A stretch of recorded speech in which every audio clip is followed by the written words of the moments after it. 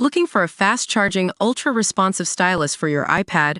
Meet the 2X Fast Charge Active Stylus Pen, designed for 2018 to 2025 Apple iPads. Take your creativity and productivity to the next level. Click the link in the video description to shop now on Amazon. We've got a juicy celebrity feud brewing, and it's all about power dynamics in Hollywood. Blake Lively's lawyers have just issued subpoenas to Perez Hilton, Candace Owens, and YouTuber Andy Signore as part of their ongoing effort to take down Justin Baldoni, who the actress accuses of mounting a smear campaign against her.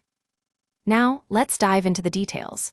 For those who might not be familiar with the story, Blake Lively recently filed a lawsuit against Baldoni, alleging he sexually harassed and retaliated against her after she accused him of misconduct on the set of their 2024 film, It Ends With Us. The actress is seeking $400 million in damages from Baldoni and his production company Wayfarer. Baldoni's lawyers previously represented Perez Hilton, who has been a vocal supporter of the director. In fact, Hilton had been defending Baldoni on social media, which is why Lively's team felt the need to issue a subpoena. It seems Lively wants to know more about the extent of Hilton's involvement in the alleged smear campaign. Meanwhile, Candace Owens, a far-right commentator who's been covering the story extensively on her podcast, has expressed her surprise at receiving a subpoena from Lively's lawyers. When asked about it by People, she said she knew nothing about the parties involved and didn't have any idea what she was being subpoenaed for.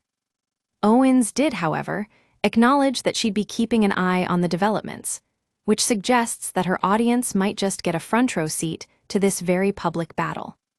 Now, let's move on to Andy Signore, who's been covering the story on his YouTube channel Popcorned Planet.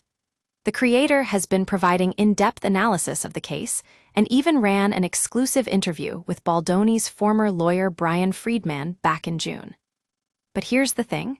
When Friedman's lawsuit against Lively was dismissed by a judge, it seemed like a major blow to Baldoni's camp. However, Baldoni himself has yet to comment on this latest development.